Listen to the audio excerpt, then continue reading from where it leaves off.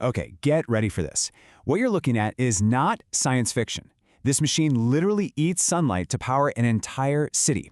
And in the next few minutes, I'm going to show you exactly how this incredible piece of technology actually works. So I want you to look at this a different way. You're not looking at a field of solar panels. No, you're looking at one single, silent machine. A giant engine, spread out over acres, built for one thing and one thing only. Because that is exactly what this is. It's one machine made of nearly 24,000 individual solar modules. And they're all connected. They're all communicating, working in perfect sync like a single super smart organism with a really critical mission. And what is that mission?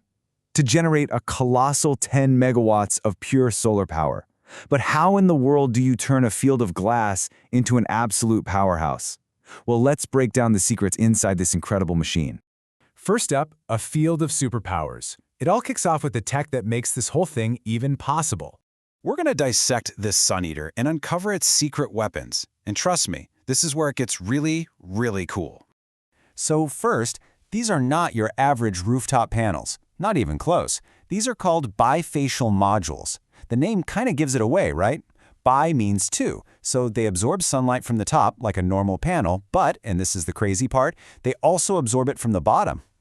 This is a total game changer. You see, old panels were basically a one-way street, only catching direct sunlight from above.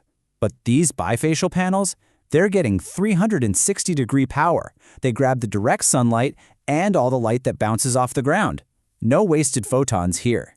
I mean, just think about that for a second. We're talking about up to a 30% jump in power just from capturing light that used to go completely to waste. That is a massive boost in efficiency, basically for free. And it's why this tech is absolutely crucial for these huge power plants. But these super-powered panels have another trick up their sleeve. They don't just sit there waiting for the sun to hit them. Oh no, they actively hunt it across the sky. They do this using something called a horizontal single-axis tracker. Now think of it like a robotic neck that slowly rotates all 24,000 panels from east to west all day long. This keeps them perfectly angled towards the sun to squeeze out every single drop of energy. Okay, so we've got these super smart panels that literally hunt the sun. Now for the main event. I call it the photon heist. How do you get sunlight from 93 million miles away into the light bulb in your room? It all happens in 4 critical steps. All right, step 1. The heist begins. A photon slams into a panel and boom, it creates direct current or DC electricity. Step 2. The conversion. That raw DC power is sent to an inverter. This is the brains of the operation. Its only job is to flip that energy into alternating current or AC power. You know, the kind of electricity that actually runs our world. Step 3. The boost. The AC power then goes to a transformer, which jacks up the voltage so it can travel super long distances without losing power. And then, step 4, the payoff.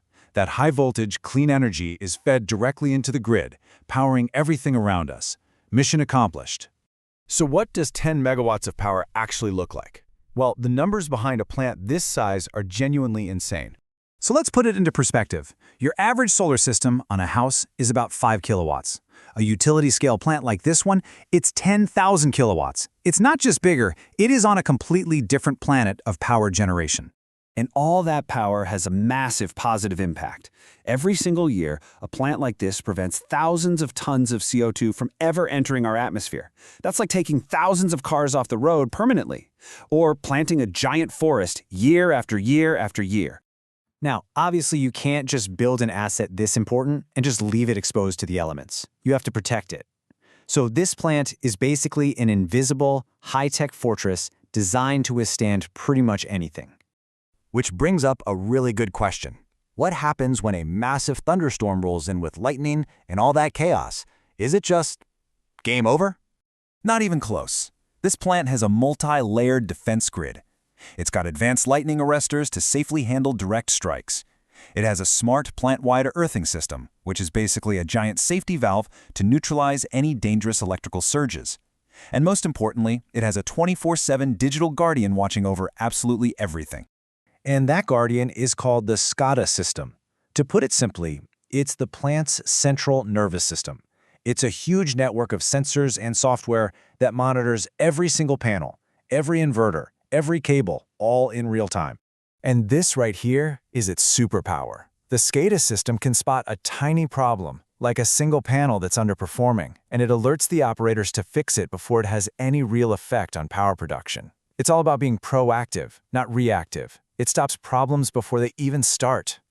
So we've seen the super tech, the insane numbers, and the invisible fortress that protects it all. But the biggest question is, why does any of this matter? It matters because this machine, this silent field of glass and silicon, isn't just a power plant. It's a blueprint. It's a working, breathing example of a future that's powered by clean, limitless energy from our sun. And that really just leaves us with one final thought. If one field of glass, hunting the sun, can have this much of a positive impact on our planet, just imagine what 1,000 of them could do.